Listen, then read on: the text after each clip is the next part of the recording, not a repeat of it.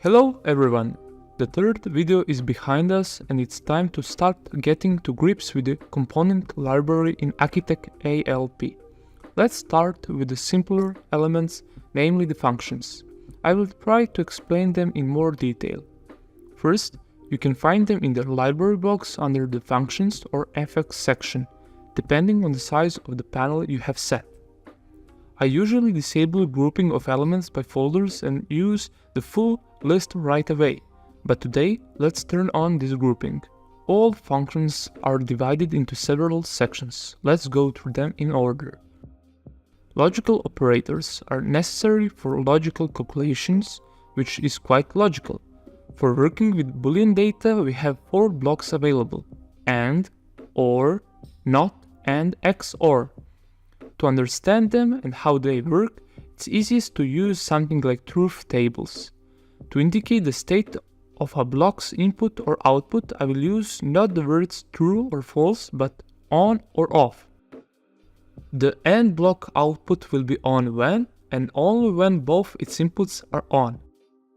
The OR block output will be on when at least one of its inputs is on, or when both are on simultaneously.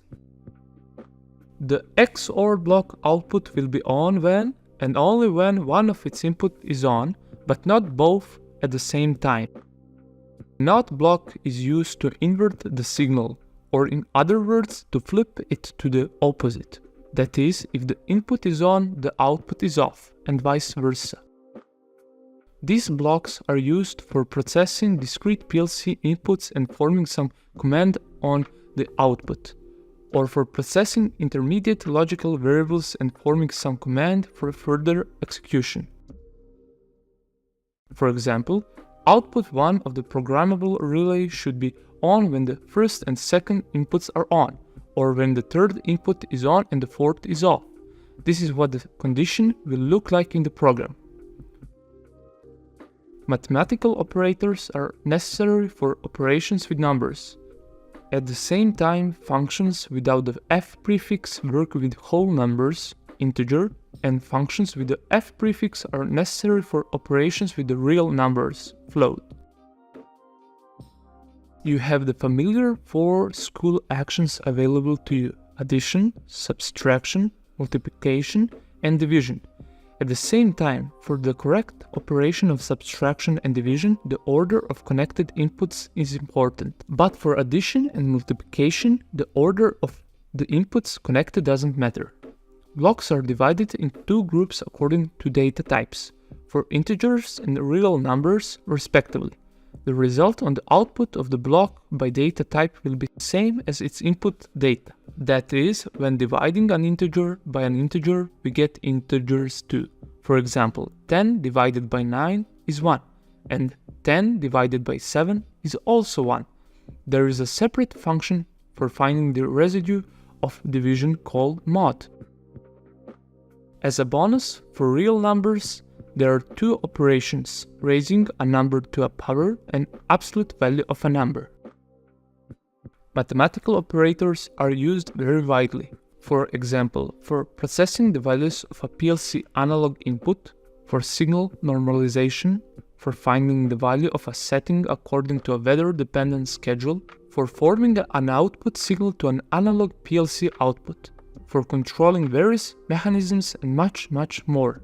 As an example, I will insert the formula for linear interpolation in the video. This is what it will look like in the visual block diagram language of Akitec ALP.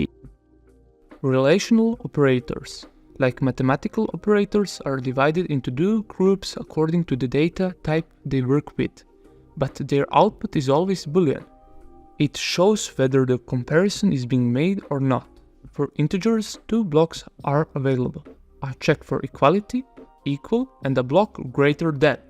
If desired, from these blocks you can assemble other blocks, such as inequality, greater than or equal to, less than or equal to, and strictly less than. For real numbers, only the block greater than is available. Inverting its result, you get the block less than. There is simply no check for equality for real numbers, because it is not entirely correct. Real numbers are almost never equal to any whole value.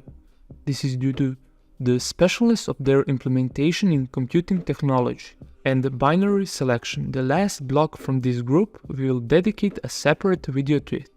I think it deserves it, because there are quite a few applications with it and not all of them are obvious. Don't forget to follow the release of new videos and join our social networks. Links will be in the description under the video, and our video has come to an end. See you and all the best!